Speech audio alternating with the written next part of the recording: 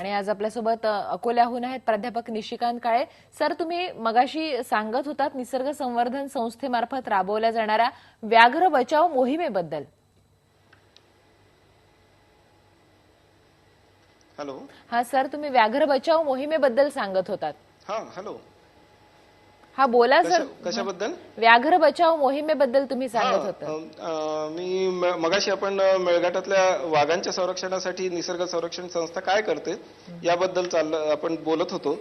तर आदिवासींसाठी रोजगार निर्मिती करणारी एक विंग निसर्ग संरक्षण संस्थेची कार्यरत आहे, जी आदिवासींसाठी वेगवेगळे ट्रेनिंग प्रोग्राम आयोजित करते आणि त्यांना वेगवेगळ्या नोकरींवर लावण्याचा प्रयत्न करते. आणि गेल्या 3 वर्षात जवळजवळ 250 आदिवासी बांधवांना प्रत्यक्ष नोकरीवर यातून लावण्यात आलेलं आहे. या व्यतिरिक्त व्याघ्र प्रकल्पातील आदिवासी गावांचं पुनर्वसन करण्याचं सुद्धा काम ही संस्था करत असते. सर, तुम्ही जेव्हा अशा प्रकारचं काम करत होतात तेव्हा तुम्हाला त्या ठिकाणी अडचणी काय काय आल्या? मोस्टली जेव्हा व्याघ्राबद्दल आपण अशा प्रकारचे संवर्धन करत असतो तेव्हा अनेक अडचणी येताना दिसतात आपल्याला. सरकारी अधिकाऱ्यांची मदत हवी तशी मिळत नाही. तिथे कसा अनुभव होता तुमचा? अगदी छान प्रश्न आहे. मला इथं मुद्दाम नमूद करावं असं वाटतं की निसर्ग संरक्षण संस्थेला नेहमीच वन विभागाची अतिशय चांगली मदत झालेली आहे. वास्तविक एक चित्र असं असतं की NGO म्हणजे सरकारशी भांडणारी संस्था, पण इथे मात्र चित्र अगदी वेगळं आहे. आमच्या संस्थेचं ध्येय हे आहे की जंगलातला आदिवासी आणि सरकारी वन विभाग यांच्यामधील दुवा कसा साधला जावा या दृष्टीने आम्ही नेहमी प्रयत्न करत असतो. आणि म्हणून कॉन्फ्लिक्टचे मुद्दे सहसा टाळून अतिशय सौहार्दाचं वातावरण इथे आम्हाला दिसतं. आणि निसर्ग संरक्षण संस्थेच्या प्रत्येक ऍक्टिव्हिटीमध्ये वन विभाग हा सुद्धा एक स्टेक होल्डर ठेवलेला असतो.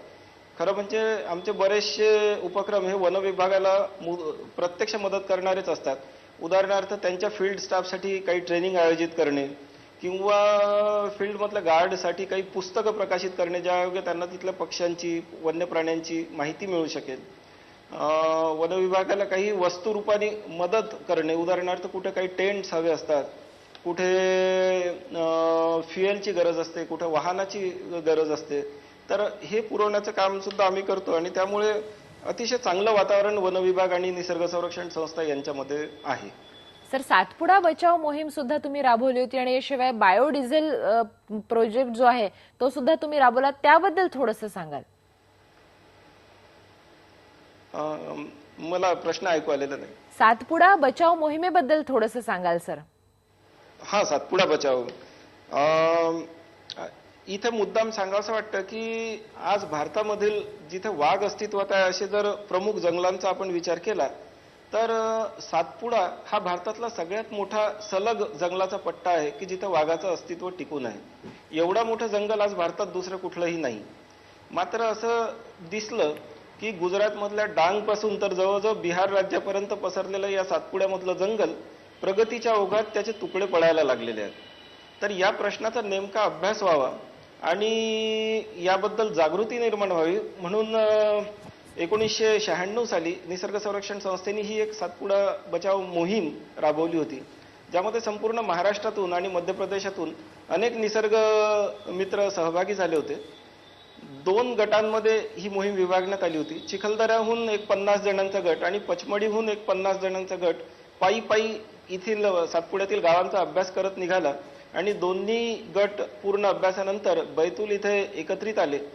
यातून सातपुड्याच्या प्रश्नांचा, तेथील गावांचा, तेथील जंगलांचा एक चांगला अभ्यास झाला, एक डेटाबेस तयार झाला. आणि या मोहिमेचं फलश्रुती म्हणून सातपुडा लँडस्केप हा अप्रोच आम्ही जगापुढे मांडण्यात यशस्वी झालो. आणि आज सातपुडा एखाद्या जंगलाचं नव्हे तर संपूर्ण सातपुडा जंगलाचं, सातपुडा भूभागाचं संरक्षण व्हावं या दृष्टीने वन विभागाने आपली धोरणं बदलवलेली आहेत.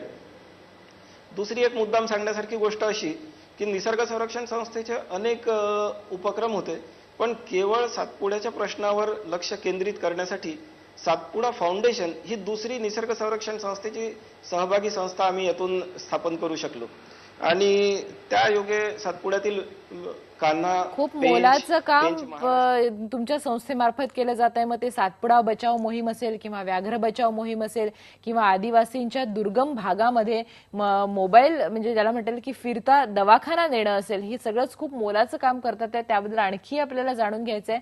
बिभास आपल्यासोबत आहेत, ज्यांचं ज्याला म्हणतात वाईल्ड लाईफ फोटोग्राफी ही एक पॅशन आहे. या दोघांशी आपल्याला बोलायचं आहे, पण इथे घेऊयात एक ब्रेक. हा फक्त IBN लोकमत.